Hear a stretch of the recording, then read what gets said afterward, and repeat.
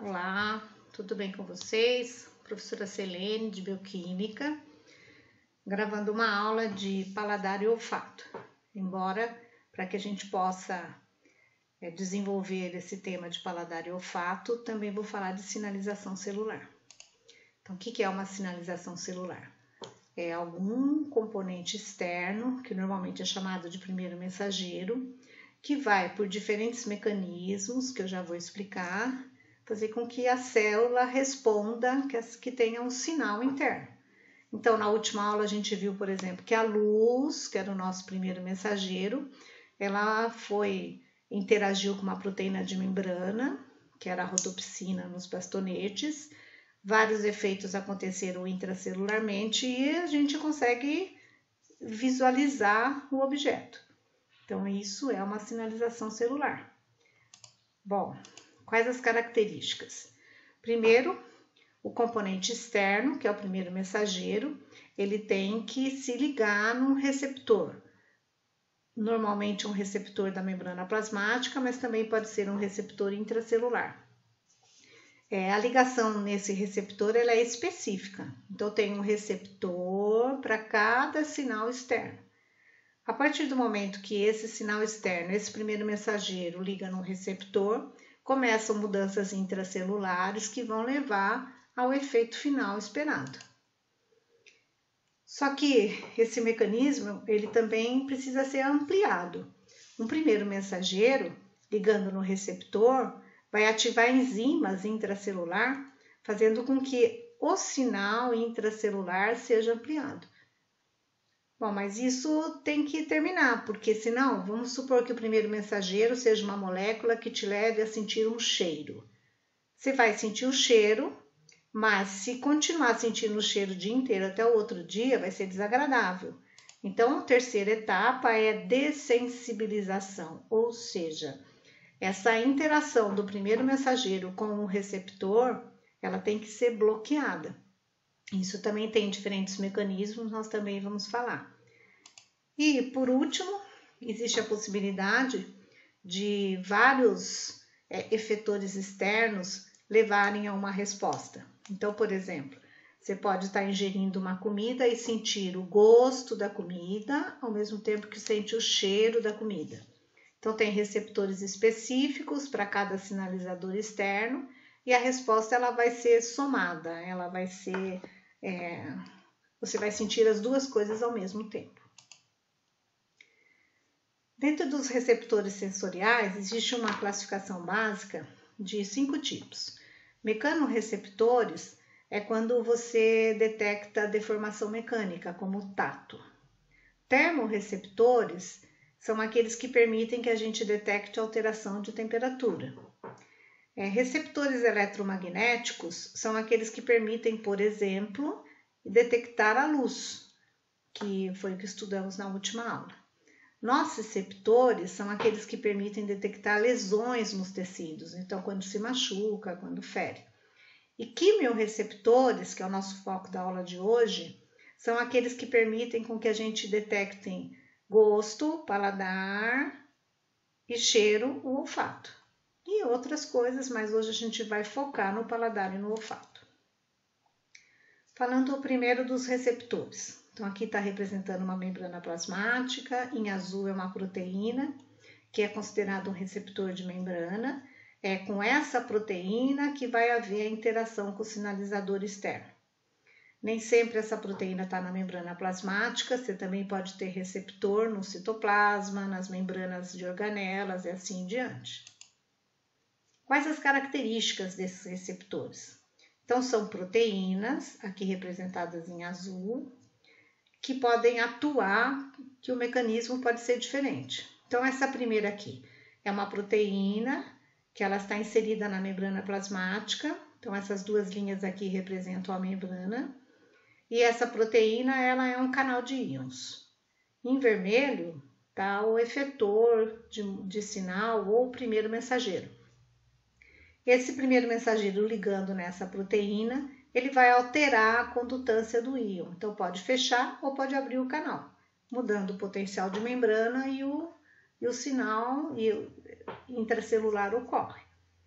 A outra possibilidade, uma proteína também de membrana, aonde o sinal externo, o primeiro mensageiro, liga e internamente ela vai alterar proteínas conformacionais da célula, que formam o citoesqueleto da célula, levando à resposta celular.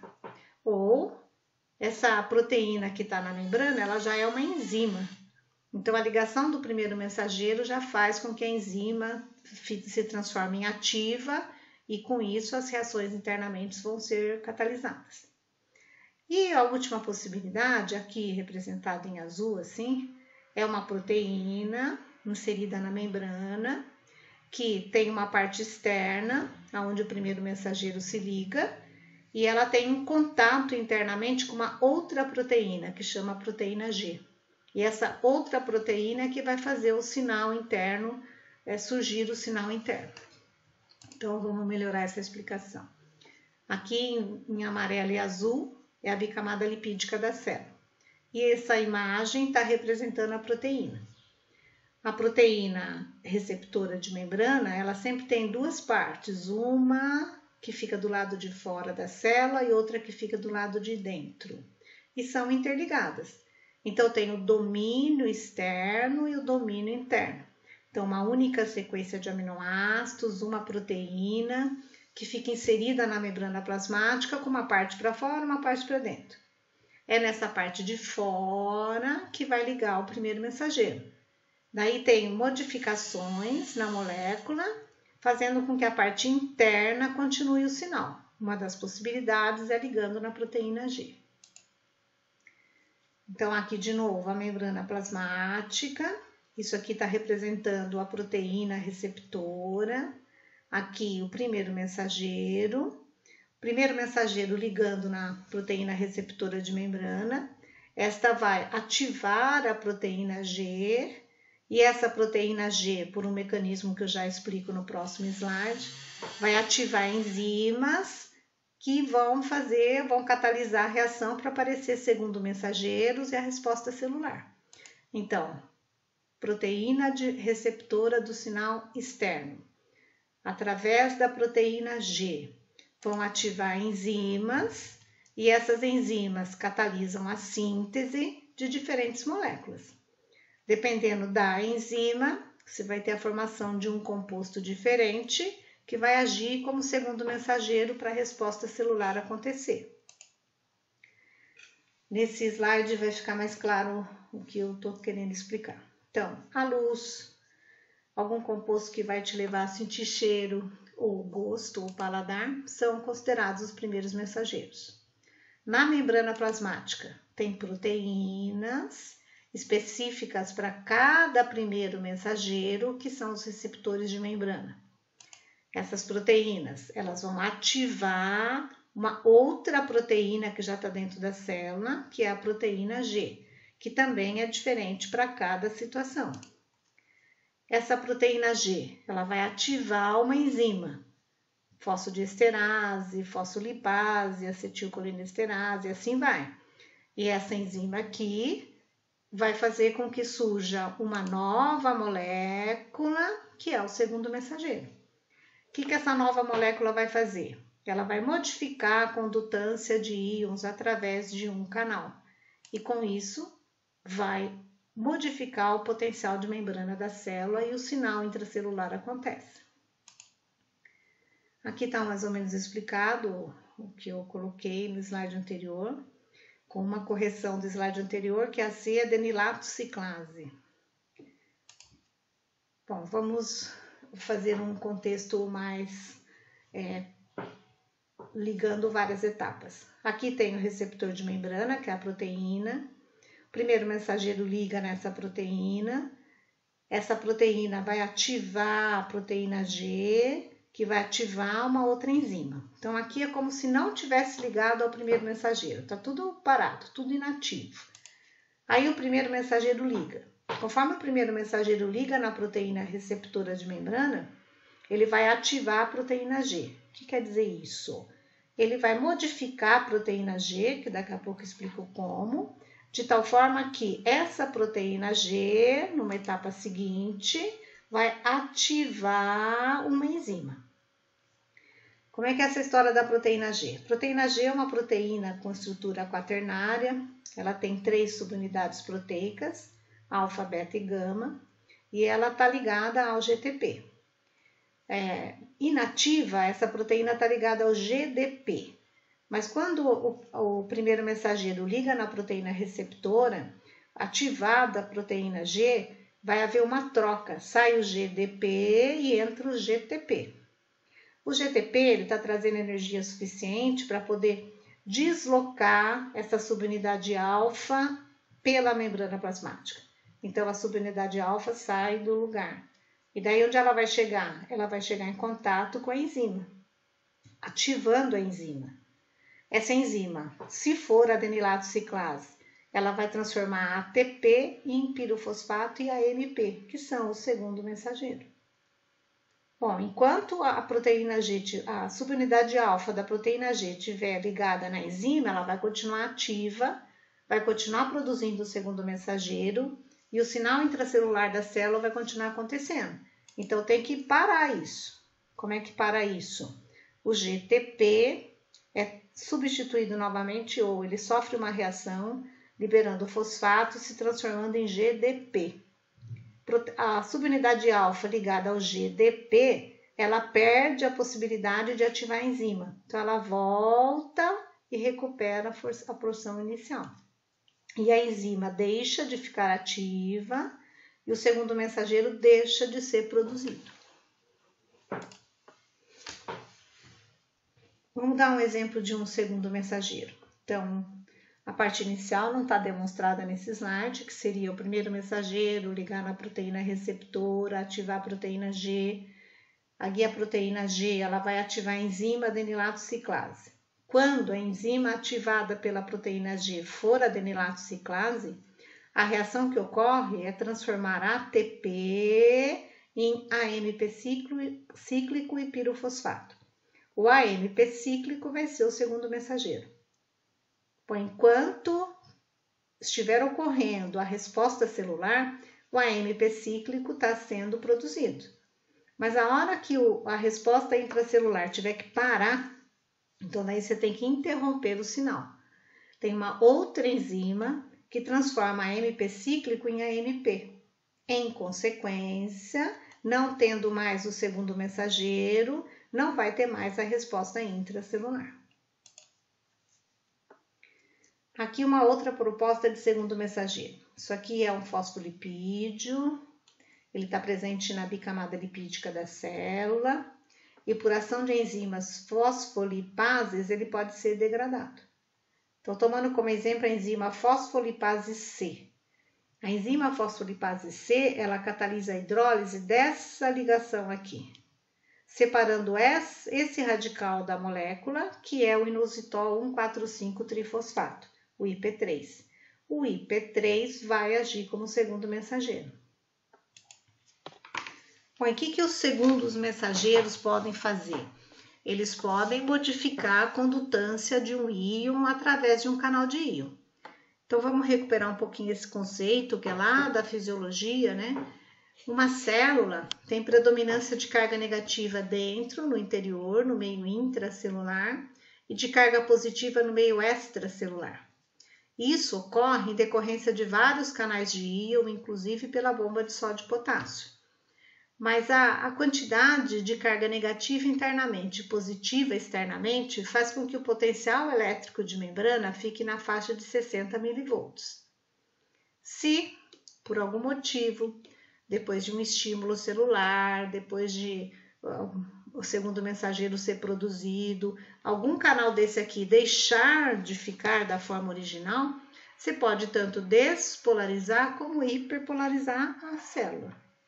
Por exemplo, se o canal de sódio fechar, quer dizer que não vai mais entrar carga positiva, diminui a quantidade de carga positiva aqui dentro, vai ter excesso de carga positiva fora, diminuição de carga negativa dentro. Você vai acarretar uma hiperpolarização. Ou, se o canal de potássio fecha, o canal de potássio normalmente leva a carga positiva do meio intracelular para o extracelular. Então, fecha. Se ele fechar, diminui a quantidade de carga positiva internamente. E daí vai despolarizar.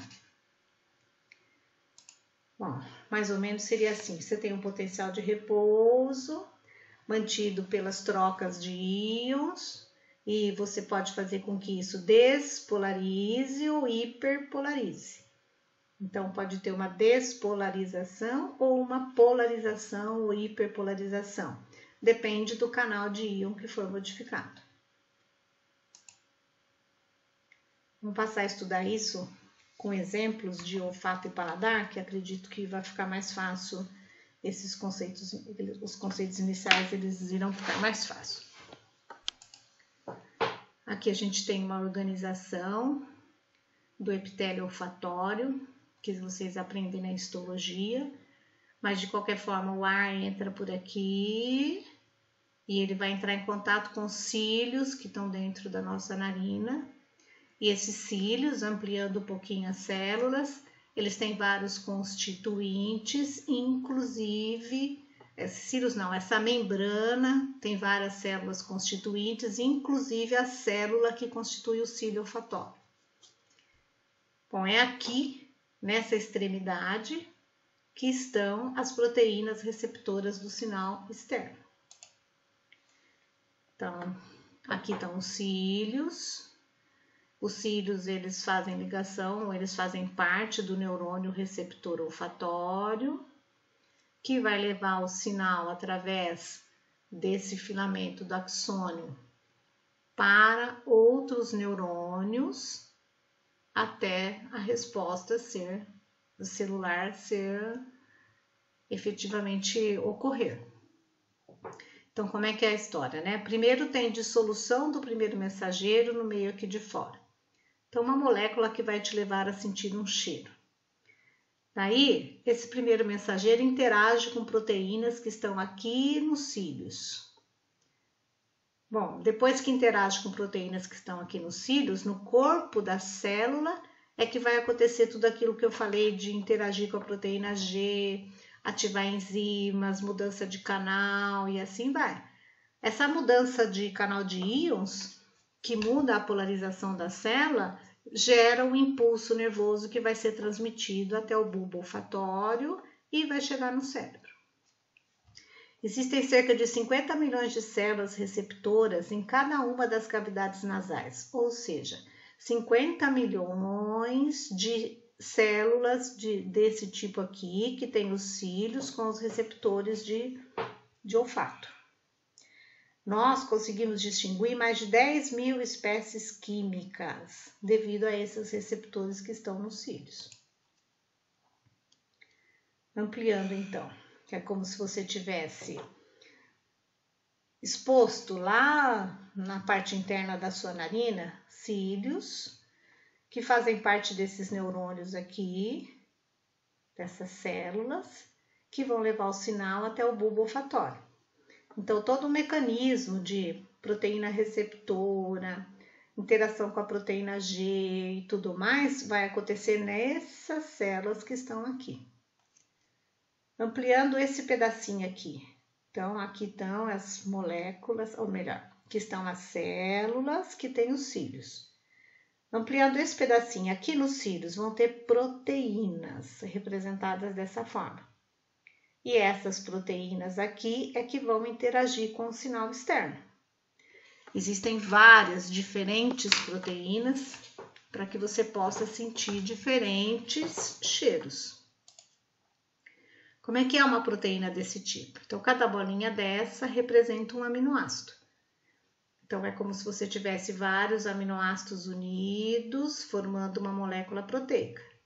E essa molécula proteica aqui, ela está lá no cílio olfatório. Nesse slide, estamos querendo comparar os aminoácidos de diferentes espécies animais. Então, cachorro e rato. E as cores representam os aminoácidos que são idênticos ou diferentes. Então, se pegar uma proteína responsável pelo olfato do cachorro e comparar com uma proteína responsável pelo olfato do rato, tudo que tiver na cor azul são aminoácidos que são idênticos. Mas, em compensação, o que tiver na cor vermelha dificilmente vai ser idêntico. Quer dizer, então, por que o cachorro sente cheiro de forma diferente do rato e de forma diferente nossa? Porque aquelas proteínas, essas aqui, as proteínas que estão nos cílios, e esses cílios estão aqui, ó, na mucosa nasal, essas proteínas, elas são diferentes, têm aminoácidos diferentes. Então, a sensibilidade dessas proteínas para um primeiro mensageiro vai ser também diferente.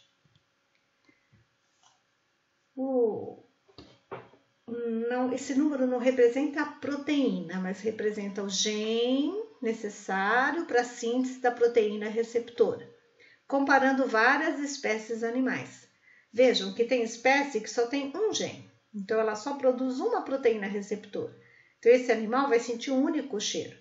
Mas se pegar um cachorro, ele tem 159 genes para produzir diferentes proteínas receptoras do sinal de olfato. O humano tem 61. Quer dizer que o cachorro ele sente mais cheiro, ou pelo menos tem a possibilidade de sentir mais cheiro, porque ele tem mais genes, levando à possibilidade de constituir maior número de proteínas receptoras de sinal de olfato. Que característica tem que ter uma substância para você conseguir sentir o cheiro dessa substância? Então, ela tem que ser um pouco solúvel em água, alta pressão de vapor e também solúvel em lipídio. Como assim? Por que isso? Porque dentro do nosso nariz tem um muco. Os cílios, eles ficam no meio gelatinoso, de muco. Então, ao mesmo tempo que tem que ter pressão de vapor, então tem que ser solúvel em água, porque a molécula que te leva a sentir cheiro, ela vem pelo ar, ela também tem que ser solúvel em lipídio, porque tem que atravessar esse muco. A molécula também tem que ter baixo peso molecular, ser pequena, senão a gente não consegue sentir.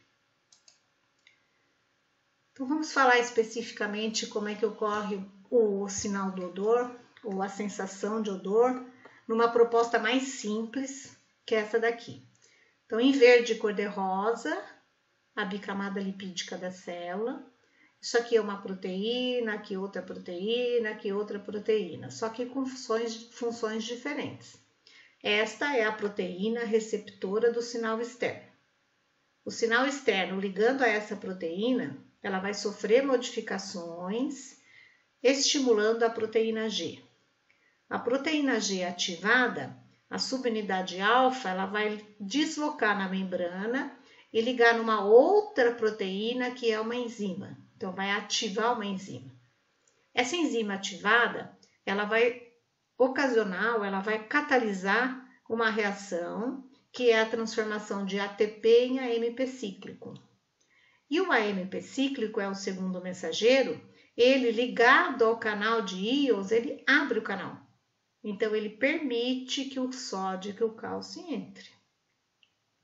Dessa forma, vai mudar o potencial de membrana, porque dentro era negativo, fora era positivo. Se está entrando carga positiva, vai reagir com a carga negativa e vai despolarizar a célula. Vamos ver isso mais completo, porque tem mais detalhes nessa proposta. A primeira é a mais simples. Então, a primeira coisa que vai acontecer, o sinal externo, que é o odorante, porque nós estamos falando de odor, ele vai chegar na camada mucosa que tem dentro da narina e depois ele vai conseguir se ligar à proteína que está na membrana. Então, OR é a proteína receptora de sinal. Bom, o que acontece em seguida? Essa proteína receptora de sinal ligada ao primeiro mensageiro, ela vai ativar a proteína G. O que significa ativar a proteína G? Ela vai fazer com que, na subunidade alfa da proteína G, entre o GTP e saia o GDP. Essa subunidade alfa ligada ao GTP, ela consegue se deslocar pela membrana e atingir uma enzima que está dentro da célula, que nesse caso específico é a adenilato ciclase. Então, qual a terceira etapa? Proteína G ativa a adenilato ciclase. Quando essa adenilato ciclase fica ativada, ela transforma a ATP em AMP cíclico. O AMP cíclico é o segundo mensageiro. E o que o AMP cíclico vai fazer? Ele vai estimular. Esse sinalzinho verde aqui é de estímulo. Ele vai estimular a abertura do canal de cálcio. Quer dizer que vai entrar cálcio na célula. Entrando cálcio na célula, já muda um pouquinho o potencial de membrana. Bom, mas qual a próxima etapa proposta? O aumento de cálcio aqui dentro vai também mudar o canal de cloreto. Então, o aumento de cálcio aqui dentro vai estimular a abertura do canal de cloreto e o cloreto vai sair. Então, você tem dois efeitos aqui para que as coisas aconteçam. Tem entrada de cálcio, que vai neutralizar a carga negativa que está aqui dentro, e ainda tem saída de cloreto, que vai diminuir a quantidade de carga negativa que está aqui dentro. Então, vai ficar menor quantidade de carga negativa dentro da célula, o que vai levar a uma despolarização. Tudo bem? Despolarizando a célula, o sinal é enviado, né? Essa despolarização é o sinal que vai fazer com que você consiga sentir o cheiro. O que se faz depois? Depois tem que parar o processo, porque senão você vai continuar sentindo o cheiro o dia inteiro. Então, o cálcio reduz a afinidade do canal de cátion para o AMP cíclico, diminuindo a sensibilidade do sistema para o cheiro. O que quer dizer isso? Então, vamos voltar aqui um pouquinho. Tá vendo que ao mesmo tempo que o cálcio em excesso estimula a saída de cloreto, ele também pode inibir todo esse começo do processo. Então, o próprio cálcio aumentando dentro da célula, ele vai fazer com que o processo lá inicial seja bloqueado. Tudo bem? O processo inicial ser bloqueado, de novo, a proteína G, ela vai se separar do GTP, que ela vai voltar a ficar ligada ao GDP, e todo esse processo aqui para. Tem uma enzima para fazer isso, que não está aqui demonstrada, mas tem uma enzima que consegue fazer o oposto dessa reação aqui.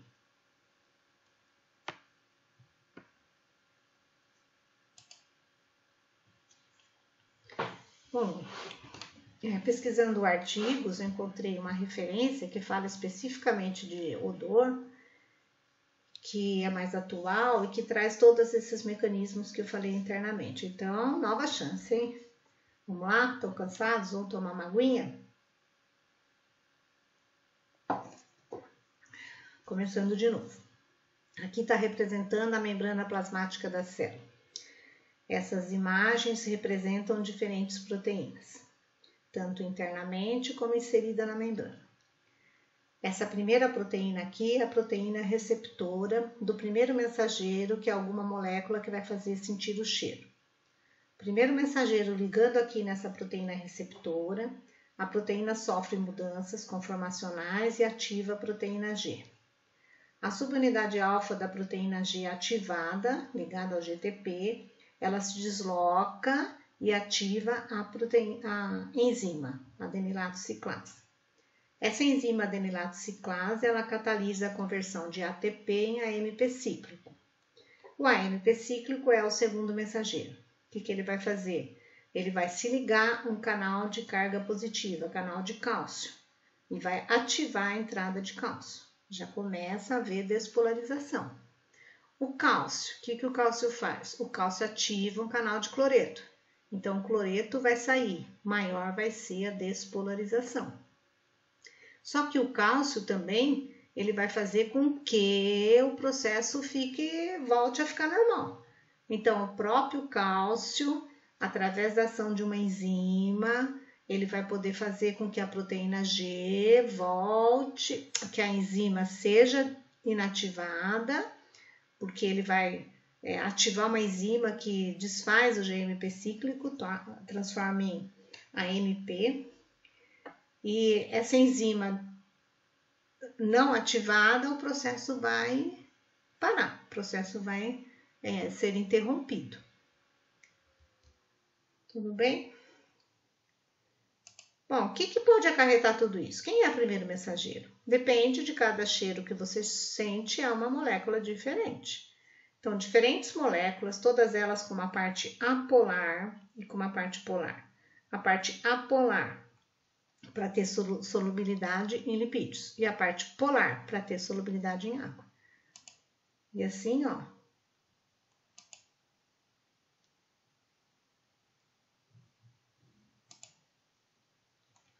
Bom, esse último slide de olfato está mostrando o seguinte, que conforme aumenta a concentração, tem uma concentração X do primeiro mensageiro, que vai fazer a gente sentir uma certa intensidade do cheiro.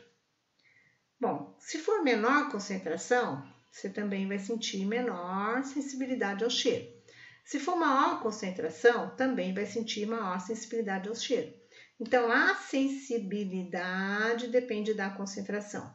Quanto maior a concentração, maior a sensibilidade. Quanto menor a concentração, menor a sensibilidade. Aí,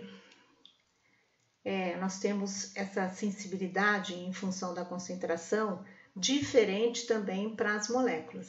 Então, não sei se é uma tabela, mas aqui está sendo mostrado diferentes moléculas. Depois, se vocês quiserem, entrem no artigo para saber o nome delas, tá? Mas diferentes moléculas e a intensidade que você pode sentir em função disso. Então, tem molécula que você sente maior, uma intensidade média. Tem outras que mais facilmente faz você sentir essa intensidade do cheiro e outras que a intensidade do cheiro é menor. Então, um gráfico desse jeito aqui quer dizer que existem moléculas que você precisa de uma concentração alta para sentir o cheiro e uma molécula que com concentração baixa você já consegue sentir o cheiro. Tudo bem? Estão cansados? Vamos continuar mais um pouquinho, hein? Falar do paladar. O mecanismo é idêntico, né? Na língua você tem aqui papilas. Aumentando um pouquinho isso, histologicamente serviria alguma coisa assim. Então, nas papilas você tem uma parte aqui que é chamada de botão gustativo. E nesses botões gustativos você tem estruturas semelhantes a essa. O que é isso, né? São células gustativas.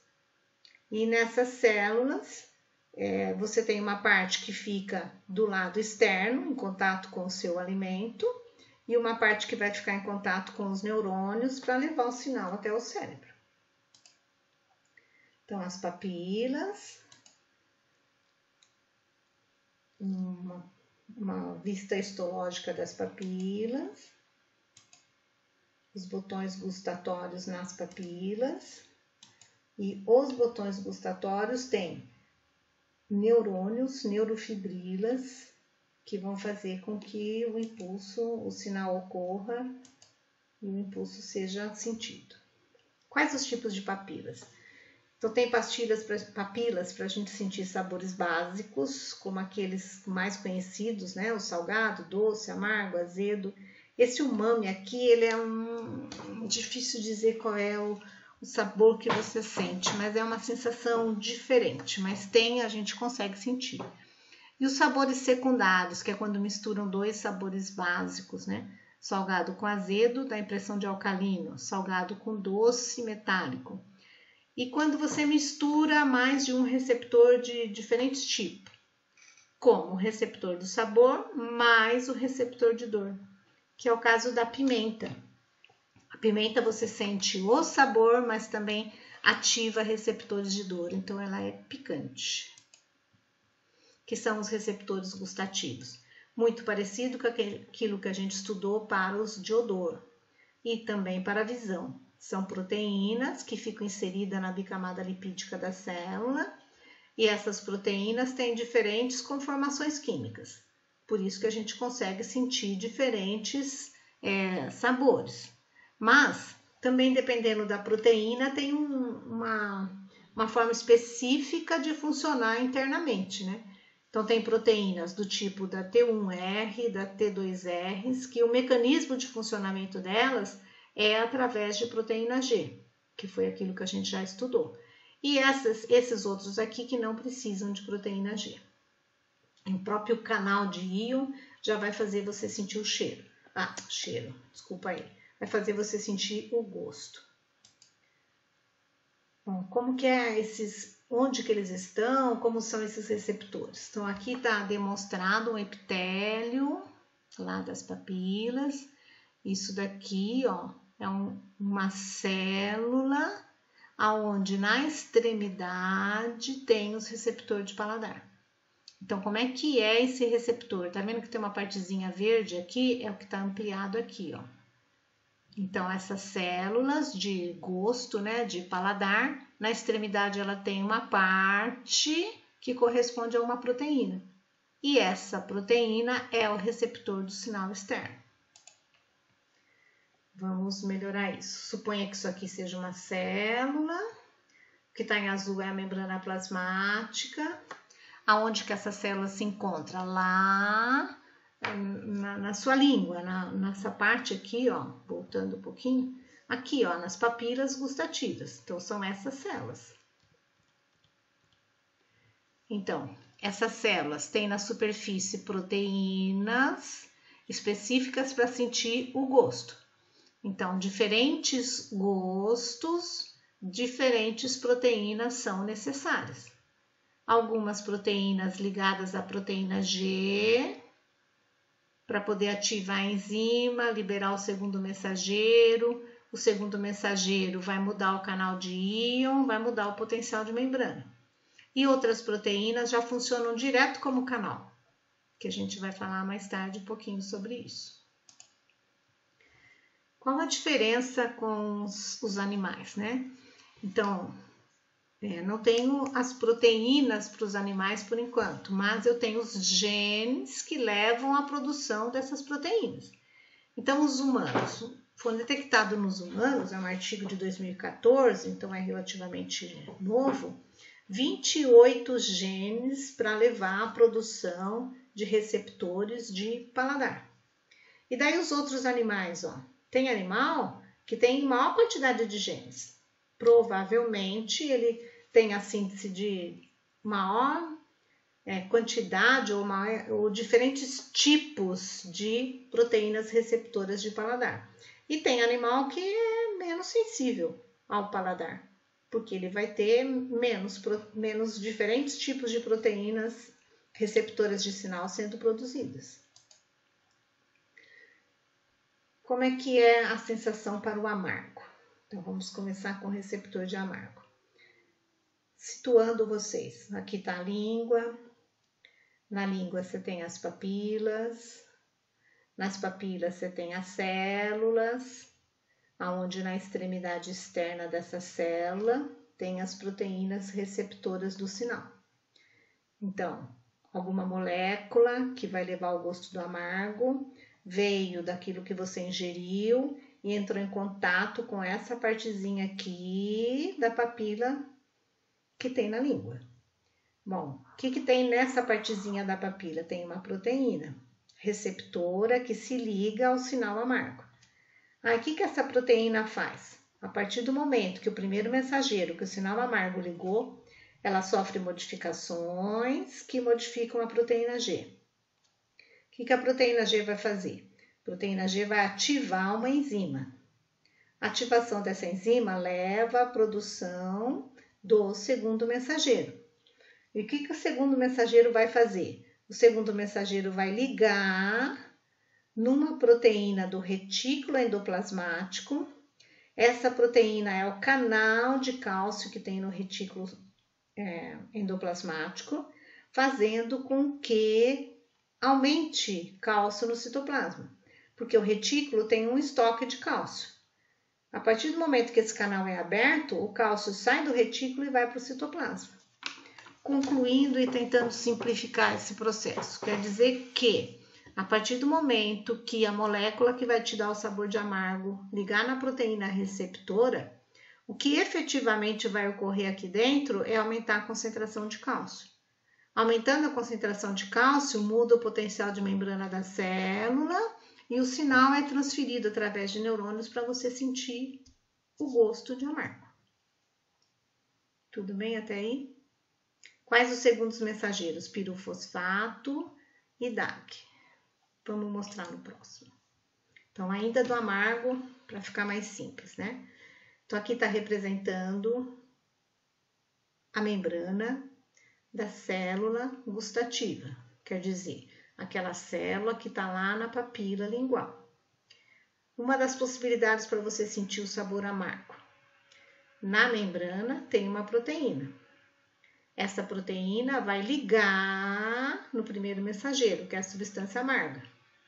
Ligando na substância amarga, este canal aqui, ele vai fechar. Ele é um canal de potássio. Se ele é um canal de potássio, se ele está bloqueado, não vai mais sair potássio. Não saindo mais potássio, ó, o potássio sai. Não saindo mais potássio, vai acumular potássio aqui dentro que tem carga positiva, que reage com a carga negativa e despolariza a célula. Qual a outra possibilidade? O primeiro mensageiro, que é a substância amarga, liga na proteína receptora de membrana. Essa proteína vai ativar a proteína G, que vai ativar a enzima fosfolipase, que vai catalisar a transformação de pirofosfato em IP3. O IP3 vai ativar o canal de cálcio do retículo e vai fazer com que o cálcio saia do retículo. Aumentando a quantidade de cálcio aqui dentro da célula, você tem interação com vesículas que armazenam receptores. Esses receptores de membrana são liberados e o sinal é transmitido através de neurônios. A elevação de cálcio aqui dentro da célula vai levar à despolarização. E a despolarização é que estimula a liberação do neurotransmissor. Sabor salgado. O que leva ao sabor salgado é o que tem no nosso sal de cozinha aí, que é o cloreto de sódio. Quando em meio aquoso, o cloreto de sódio se dissocia liberando sódio, íon sódio e íon cloreto. Então, o que faz você sentir o gosto do salgado é a quantidade de íon sódio. Na membrana plasmática da célula gustativa tem uma proteína. Essa proteína, ela permite a entrada de sódio. Quando você ingere um alimento que tem muito sódio, vai entrar mais sódio. Entrando mais sódio, vai diminuir o número de cargas negativas dentro, porque dentro é negativo, está entrando sódio, diminui a carga negativa, despolariza. Despolarizando, vai ativar a liberação de neurotransmissor, que vai despolarizar as células, os neurônios subsequentes, para o sinal chegar no cérebro. Sabor azedo. Quem faz com que o sabor azedo seja sentido é o íon H+. Aí, o que o H+ vai fazer? Então, de novo, a membrana plasmática da célula gustativa, canal de íon H+, e outro canal aqui que é o de potássio. O íon H+, ele pode entrando na célula, ele vai diminuir o número de cargas positivas e vai despolarizar. Aí, qual outra possibilidade? O íon H+, ele bloqueia o canal de potássio, diminuindo a saída de potássio. Então, também vai acumular carga positiva aqui dentro, vai despolarizar. Despolarizando a célula é o estímulo para abrir canal de cálcio e liberar o neurotransmissor. Olha, canseira. Nós estamos acabando, hein? Aguenta um pouquinho aí. Sabor umami, que ele é decorrente principalmente de glutamato, de aminoácidos em geral, o mecanismo é similar aos anteriores. Aqui tem a membrana plasmática, o canal de carga positiva. Tá? O que esses aminoácidos fazem? Os aminoácidos, eles ligam a canal de cálcio e de sódio. Ligando a canal de cálcio e de sódio, eles permitem a entrada de maior quantidade de cálcio e de sódio. Quer dizer que vai aumentar a quantidade de carga positiva aqui dentro e vai despolarizar a célula. Isso também faz com que as vesículas liberem neurotransmissor e esse neurotransmissor aqui é que vai conduzir o sinal até o cérebro. Essa proteína aqui, ela é muito bem estudada, inclusive ela tem até um nome, já se sabe bastante detalhes a respeito dela. Aí acho que a gente chegou naquele mais agradável, né? Que é o sabor doce. Quem é que estimula uma proteína que está na membrana? Qualquer composto que te leve a sentir o sabor doce, mas que a gente mais conhece é a sacarose. Sacarose é o que está no açúcar de mesa. Então, a sacarose liga na proteína receptora de membrana, ativa essa proteína, que vai ativar a proteína G. A proteína G vai ativar uma enzima, a adenilato ciclase. Essa adenilato ciclase vai catalisar a transformação de ATP em AMP cíclico. O AMP cíclico passa a ser já o seu segundo mensageiro. Mas o que esse AMP cíclico vai fazer? Por que ele tem essa função de segundo mensageiro? Porque ele vai modificar o canal de potássio. Bom, inibindo o canal de potássio, carga negativa aqui. Ele inibe o canal de potássio. E o potássio, olhando nesse esquema aqui, normalmente ele sai da célula para manter o potencial de membrana da célula. Quer dizer que se o potássio não sair, vai aumentar a carga positiva aqui dentro, vai diminuir o número de cargas negativas e vai despolarizar. Tudo bem?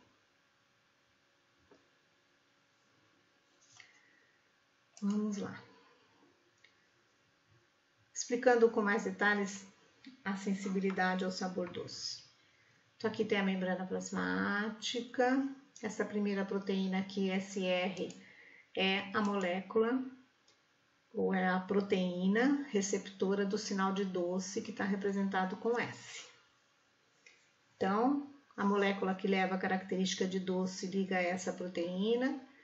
Essa proteína, ela vai ativar a proteína G, que quando é do sabor doce, a proteína G chama gustatina.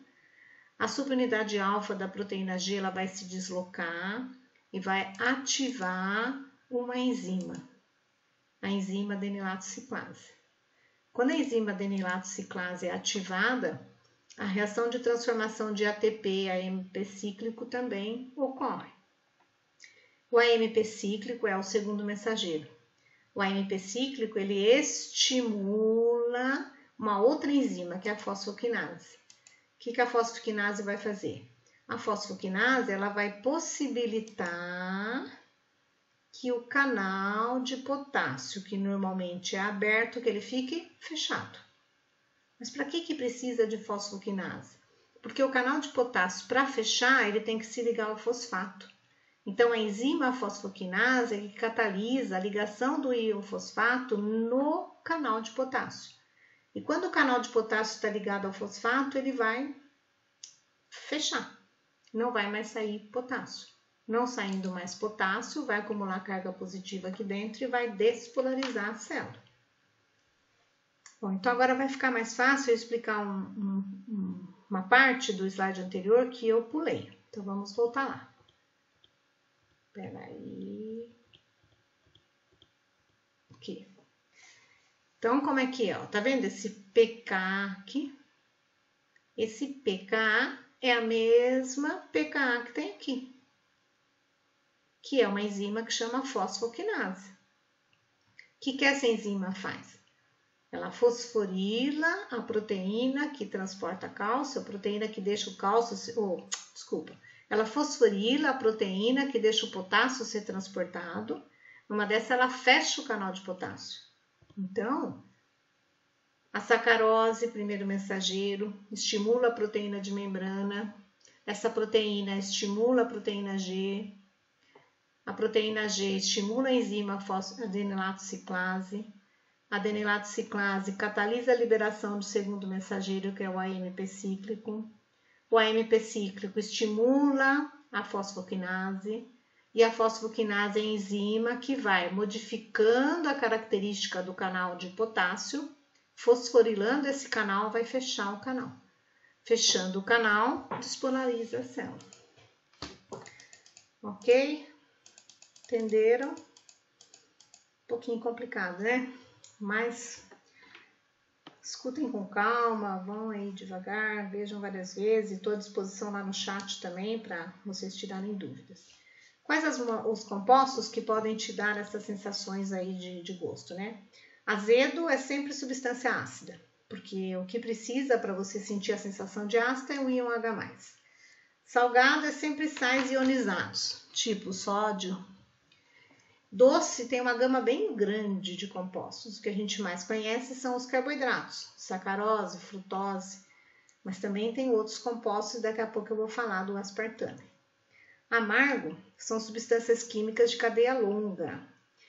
E tem uma mistura de sensação quando você ingere, por exemplo, mentol e cânfora. Porque o mentol e a cânfora é aquele que está em algumas balas de mentol. Quando você chupa uma bala de mentol, parece que dá um frio assim, né? Porque o mentol, além de ele estimular o receptor de paladar, ele também estimula o receptor de frio. Então, você tem essa sensação lá que você deve conhecer aí, provavelmente conheça, de quando ingere alguma coisa com mentol. Quais são os carboidratos que dão a sensação de doce? O que a gente mais conhece, que é o que está no açúcar de mesa, é a sacarose. Considerando a sacarose como 100% de doce, a frutose é mais doce. A glicose um pouquinho menos e a lactose que está no leite é menos doce ainda. Por isso que o leite não é tão doce quanto um suco de laranja, porque no suco de laranja tem sacarose, tem frutose, tem glicose. E no leite tem lactose. Aí queria usar esses dois últimos slides para falar de uma substância que também tem a sensação de doce, mas para alertar algumas condições, né? O aspartame, ele é um disacarídeo. Ele é um dipeptídeo, é a mistura da fenilalanina, que é um aminoácido, com o ácido aspartico. Então, aqui está a ligação peptídica que une os dois aminoácidos. O aspartame está presente na Coca-Cola Diet, em alguns adoçantes como zero cal, e o aspartame te dá essa sensação de doce, inclusive mais doce ainda do que o açúcar. Bom, daí vem uma polêmica, o aspartame faz mal? O aspartame não faz mal. Então, a gente precisa aprender um pouquinho sobre isso, né? O aspartame, voltando no slide, fui muito rápida. Quando você ingere, do mesmo jeito que quando você ingere qualquer proteína, ocorre a digestão. Então, essa ligação química peptídica, ela é hidrolisada e o aminoácido fenilalanina é separado do ácido aspartico. Os dois aminoácidos são absorvidos.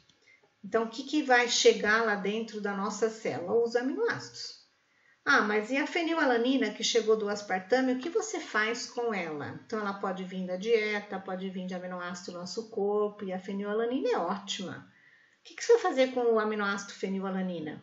Você vai transformar no aminoácido tirosina. Então, tem uma enzima no nosso corpo que faz essa transformação. Bom, mas para que você tem que fazer isso? Porque o aminoácido tirosina ele é necessário para formar um monte de coisa.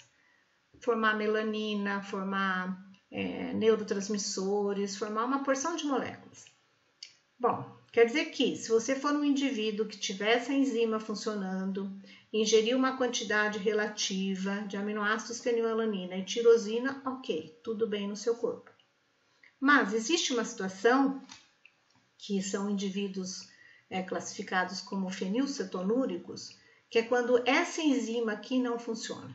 Então, é um erro inato do metabolismo, tem uma incidência de 1 para cada 12 mil pessoas aqui no Brasil. Então, essa enzima não está funcionando. Podemos detectar isso através daquele exame que é feito com o sangue do pezinho. Mas se essa enzima não estiver funcionando, a dieta da criança tem que ser diferente. Ela não pode ingerir leite da mãe e leite de vaca, para diminuir a quantidade de fenilalanina ingerida. Porque se tiver excesso de fenilalanina, o organismo da criança vai transformar em outras moléculas. Então, vai transformar em fenilacetato, vai transformar em fenillactato, fenilpiruvato, que são moléculas que podem acarretar problemas no organismo da criança. Algumas moléculas são competidoras de outras que normalmente tem no ciclo de Krebs, inibindo a produção de energia. Tem moléculas que inibem a ação de neurotransmissores. E pior ainda, ou tão quanto grave isso, também existe o problema de que se não consegue transformar a fenilalanina em tirosina, vai faltar tirosina. E se faltar tirosina, vai faltar a síntese do neurotransmissor L-DOPA. As crianças que têm falta dessa enzima e que continuam ingerindo leite materno, leite de vaca, têm grande chance de desenvolver deficiência mental. Para isso eu coloquei um textinho aqui na outra página para quem quiser entender melhor. Essas foram as referências que eu utilizei e espero que vocês tenham, que vocês aproveitem esse material para estudar. Mas vou estar lá no chat, qualquer momento vocês podem me chamar e no horário da aula a gente também pode tirar dúvidas a respeito. Muito obrigada.